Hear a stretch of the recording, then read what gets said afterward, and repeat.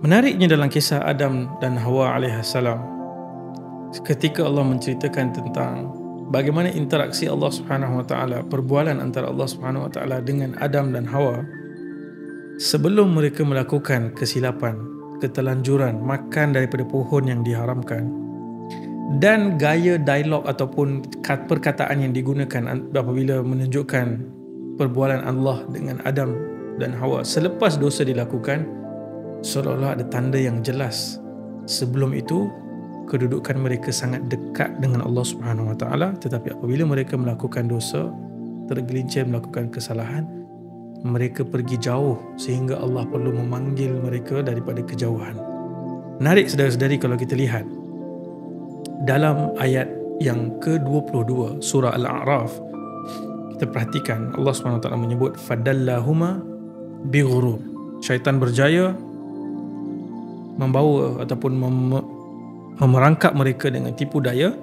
Falamma dhaqa syajarah. Yang ini kita cerita sebelum ni, apabila mereka makan, tersingkap aurat mereka dan aib mereka, dan mereka telah menutup aurat mereka disebabkan sifat malu yang ada pada fitrah.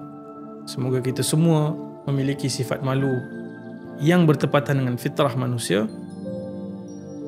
Wa nadahuma rabbuhuma. Tengok, Allah panggil dua-dua. Allah tak panggil seorang. Allah tak kata kamu Hawa, kenapa kamu silap. Tidak, berdua-dua bersilap, dua-dua bersalah, yang sama-sama melakukan ataupun tergelincir dalam tipu daya syaitan. Tapi menariknya Allah kata wa nadahuma rabbuhuma. Nada ini adalah perkataan yang digunakan apabila kita memanggil orang yang jauh. Tadi dalam cerita yang dalam kisah Al-Baqarah, Allah kata wala taqraba hadhihi syajarah. Hadhihi syajarah tu maksudnya dekat ni. Hadhihi digunakan untuk sesuatu yang dekat, seolah-olah Allah berada dekat dengan pokok tu dan dekat dengan Adam dan Hawa alaihimussalam. Tunjukkan ini, yang ni jangan dekat ya, jangan pergi makan daripada pokok ini, jangan dekat pun, wala taqraba. Tapi apabila telah berlaku kegelinciran ini, pakaian tersingkap, mereka menutup dengan daun-daun syurga, Allah memanggil mereka wanadahuma rabbuhuma alam anhakuma an tilkumas syajarah. Tilka itu merujuk kepada sesuatu yang jauh. Dan para ulama membincangkan ni, sangat menarik. Wa aqul lakuma innasyaitana lakuma aduwwum mubin. Bukankah aku telah pesan, aku dah larang kamu berdua daripada pokok itu, dan bukan aku dah bagi tahu syaitan itu adalah musuh kamu yang nyata. Allah bertanya, tetapi Allah bertanya daripada kejauhan. Jadi antara perkara yang berlaku apabila kita melakukan dosa, daripada analisis perkataan sahaja yang Allah SWT menggunakan, hadhihi versus tilka ataupun hadhihi tilkuma, iaitu ini merujuk pada asalnya dekat. Apabila hamba-hamba melakukan dosa, mereka menjauh daripada Tuhan. Tuhan tidak menjauh daripada sesiapa. Tuhan sentiasa dekat. Tuhan kata kamu yang menjauh. Sebab tu kalau kamu datang dekat dengan aku akan datang lebih daripada usaha kamu untuk mendekatkan diri kepada aku. Tuhan sentiasa dekat dengan kita. Kita yang memilih dengan melakukan dosa, kita pergi menjauh.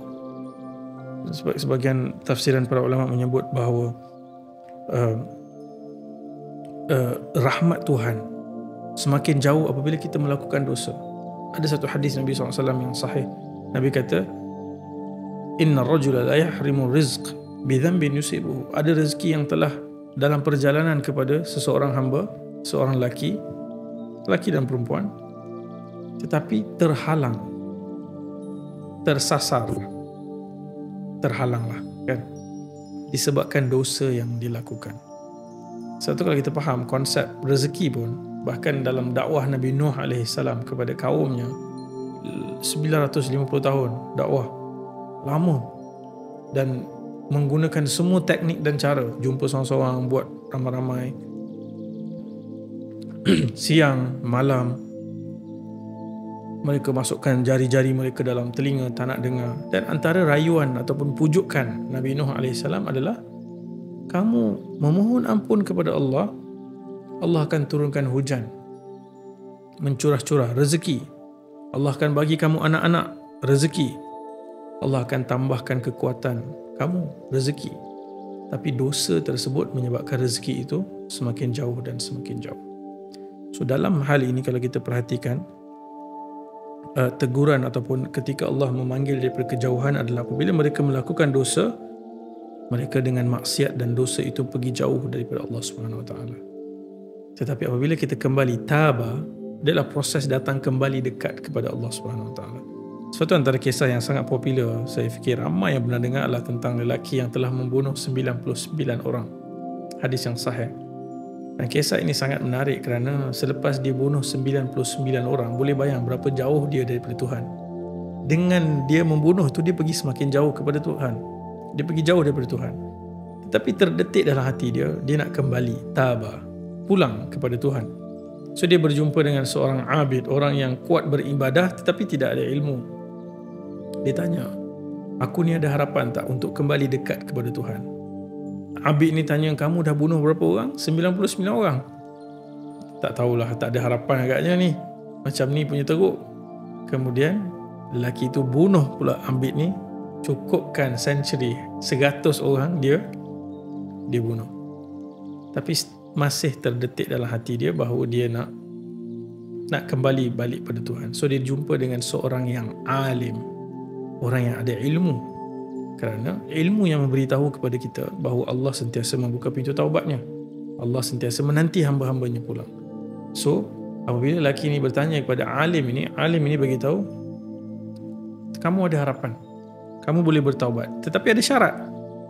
Kamu kena tinggalkan kota ini, pergi ke tempat yang baru, mulakan hidup yang baru. Kerana environment, perkara-perkara yang merangsang, yang mendorong kamu melakukan hal-hal tu ada di sini. Kamu kena keluar daripada environment ini. Inilah yang kita sebut sebelum ni.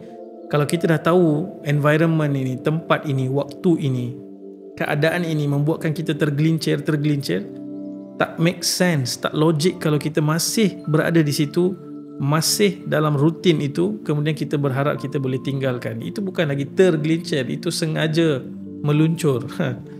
Jadi dia suruh lelaki ini keluar pergi ke kota lain supaya dia boleh berubah dan dekatkan diri kepada Tuhan.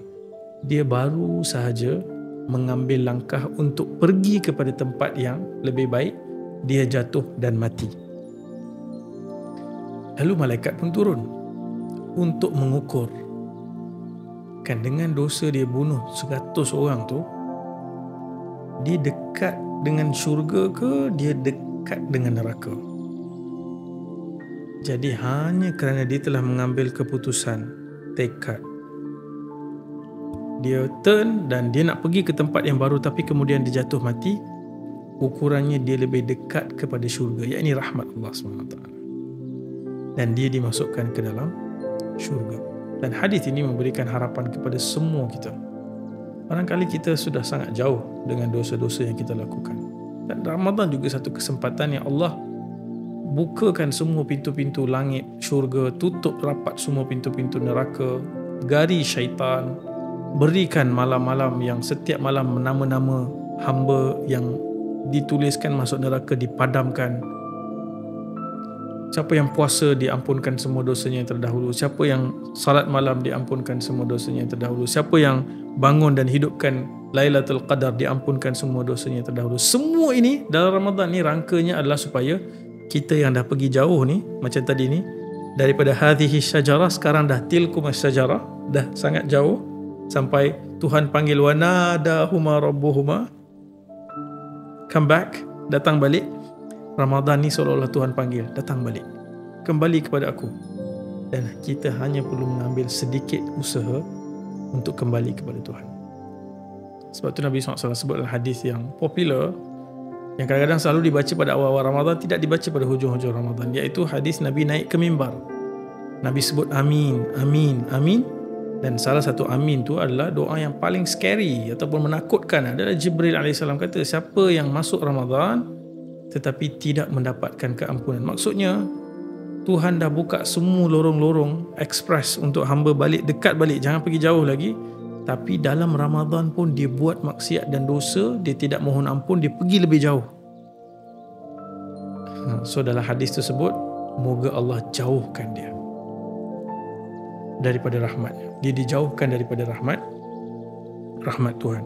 Jadi bayangkan, kita lihat daripada penggunaan perkataan sekecil, kita rasa kecil lah tapi dia penting, iaitu hadha dan hadhihi dan juga tilkuma, itu pun sudah menunjukkan bagaimana dosa membawa kita jauh daripada Allah Subhanahu Wa Taala, taubat membawa kita kembali dekat kepada Allah Subhanahu Wa Taala. Sama-sama kita suburkan taubat kita malam-malam yang terakhir ni.